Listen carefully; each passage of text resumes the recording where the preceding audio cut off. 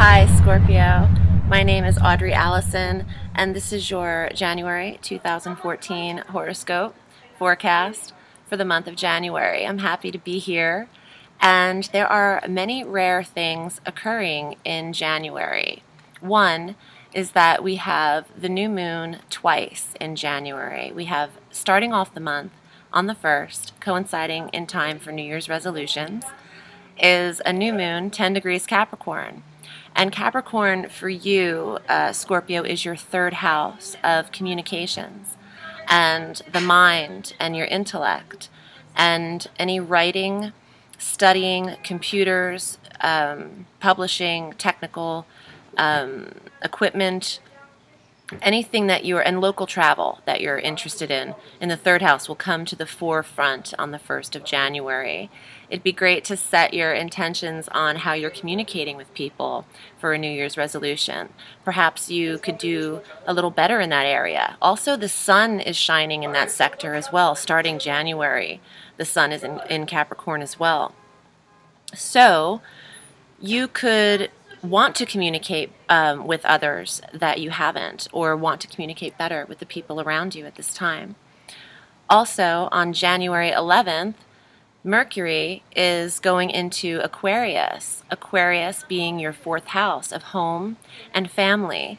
I think that you're going to find comfort in your dwelling, but you have action later in the month in your 4th house that I think is suggestive of a move for you. But let me not get too far ahead of myself. All right, so Mercury goes into Aquarius on the 11th in your 4th house of home and family. This is when ideas, your mind can be active in thinking of moving at this time, or changing location, changing who's in the residence, changing the residence itself. That could be a strong highlight for you. On the 15th, the full moon is 25 degrees Cancer. And this is in your 9th house of faraway places. You could want to move far away. I don't know if you will, but Cancer is a sister sign for you. It's a sister water sign. And this full moon is very powerful in your 9th house. You could be thinking of faraway places. 9th house also governs philosophies, your philosophy of life, your religious beliefs, if you have them, your higher education. 9th house is study and higher education. So you could, actually this full moon could illuminate those areas where you could find yourself taking classes or going back to school. It could have something to do with your job as well. Your job wanting you to take classes or to expand your intellect or your mind somehow. We also have the sun going into Aquarius like it does every January on the 19th. This is also in your 4th house. This is where it starts being indicative of you wanting to change your location of where you're living. Let me go back in a second because I'm getting a feeling about something, and I didn't say this, but these 2 new moons that we're having are called super moons. And the reason that they're super is not just because they are awesome. It's because they are closest to the Earth at this time, and they're also in direct alignment with the Earth.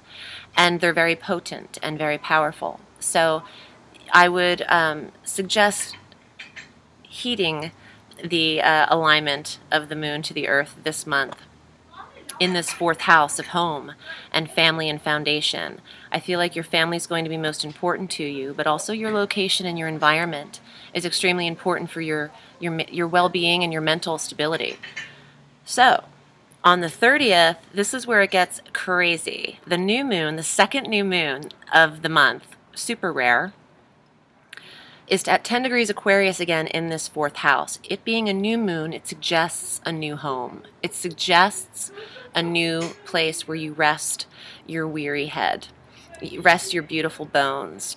I think that you will be mentally thinking about a new location at the top of the month, and then implementing the changes to do so and relocate at the very end of the month. Going into February as well, but we'll have to wait till next month to get that forecast.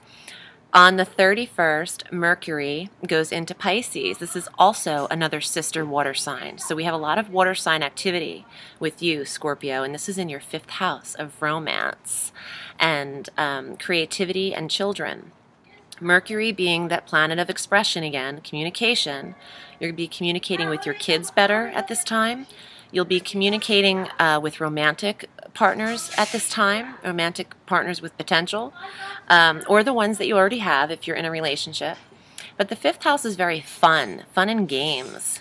And I know Scorpios like their games. So you could get into it on the 31st. From the last day of the month into February, that will be a very happy placement for you with Mercury and Pisces. Now listen, what I'd like to do, normally I just pull cards randomly and like show them one card at a time here or there, but I'd like to do a spread to let each person see how I assess in a reading, how I assess the cards, and then I'll do a summation for you. So I'm pulling 4 cards, and I'll show you each card as I do, but let me pull them first, and then we'll get into it. Ooh, okay. First card, 5 of Wands. Second card, 4 of Wands. So you've got a lot of fire. Second card, or third card, 2 of Pentacles. Fourth card is the Ace of Wands. Okay. You've got a lot of fire, Scorpio. You've got a lot of passion. You have, you already know what's on your mind. You know your path. There's no deterring a Scorpio anyway. But here's what's up.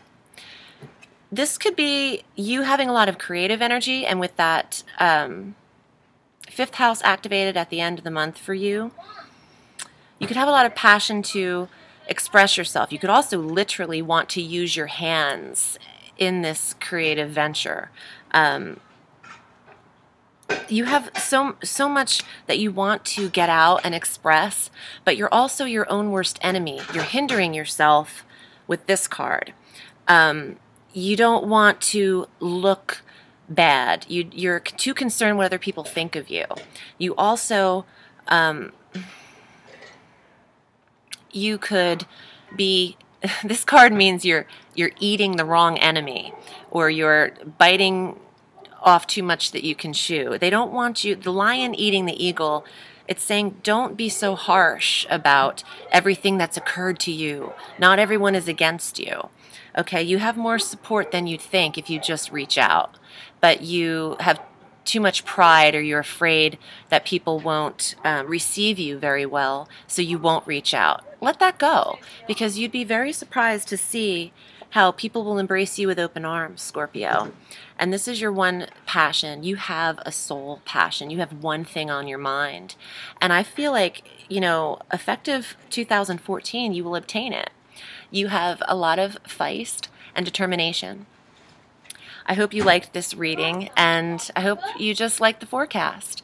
I am here doing readings every day of the week. My name is Audrey Alison. If you're interested in booking with me, you can find me at Audrey Alison, Astrology, and Tarot on Facebook, and also audreyallison.com for booking readings. Thanks so much, Scorpio. I wish you a happy, beautiful new year, and a wonderful 2014, and a sweet day.